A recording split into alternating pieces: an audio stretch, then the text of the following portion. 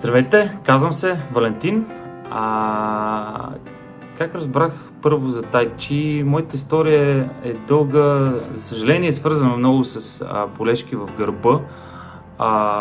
Преди около 6 години си направих операция от дискова херния и след нея в процеса на рехабилитация много бях прочел кои практики са добре за цялостно заздравяване на тялото, мускулатурата, баланс. В крайна сметка си казах, тази година ще бъде годината, в която ще пробвам тай чи за първи път.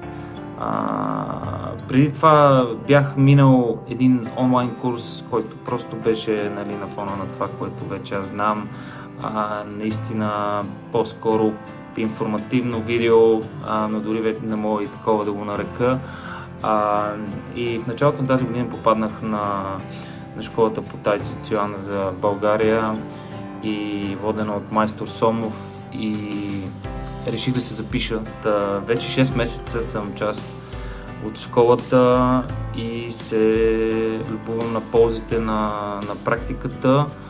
Занимавал съм се по принцип с доста спортове, с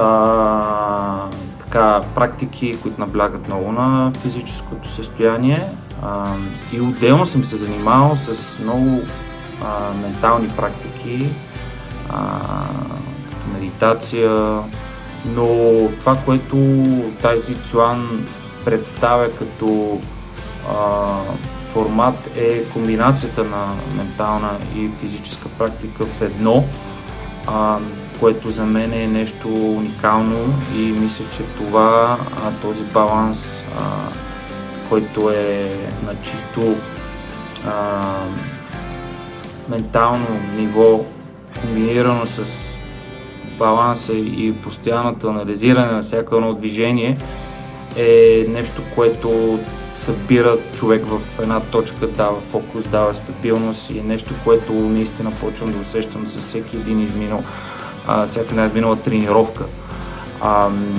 И бързо почвам да виждам какви са ползите от практиката, а именно по-голяма жизненост, по-голямо желание като цяло да, се казва, живее човек, погледът над работа, както и взаимоотношения с хората, почва да се променя, търси се баланс във всяко едно отношение и това мога смея да кажа, че на този етап, 6 месеца по-късно, е нещото, което е наистина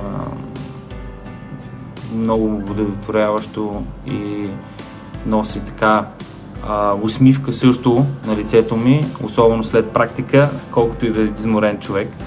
И наистина би го препоръчал като занимание, и то да е сериозно занимание, тъй като това са многовековни традиции, които се следват, и правилното им изпълнение може наистина да доведе до ползи, които не могат по нито един друг начин да се добият, но само единствено чрез правилното им изпълнение, на което наистина майстор Сомов винаги набляга. Адски много ми допада структурата на обучение, т.е. формат онлайн практики, комбинирани с присъствени семинари.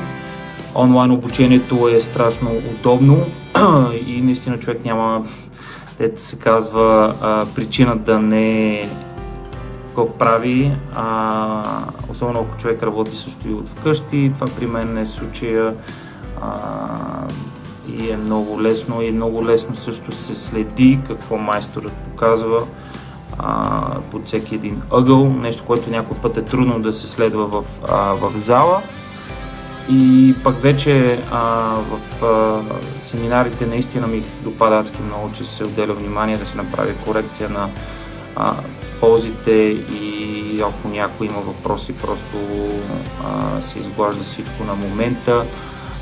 Обикновено майстора навлиза в дълбоки детайли. Това е другото нещо, което освен структурата на самите тренировки, той набляга изключително много на прецизността и на основните, на базиса на цялата практика на тай чи цюан, Това е нещо, което адски много ми допадна, ми направи впечатление с точността и деталите, които се описват всяко едно движение. Дори и в началото да ми се струваше, че минавам бавно през било то вид движения по-скоро, и че не научавам толкова бързо даден комплекс от движения, но бързо осъзнах, че всъщност целта е да се направи една много солидна основа, над която да се гради. И за мен това е мястото и съм безкрайно благодарен, че попаднах на школата и че наистина мога да града и да продължавам напред и все повече да осъзнавам колко велико е това, бих го нарекал, то е изкуство, практика, кой както иска да го нарича, не е просто тренировка, това е на много по-дълбоко ниво и със сигурност нещо, което колкото по-навлезе човек дълбоко, толкова повече да разбира, че е уникално само по себе си.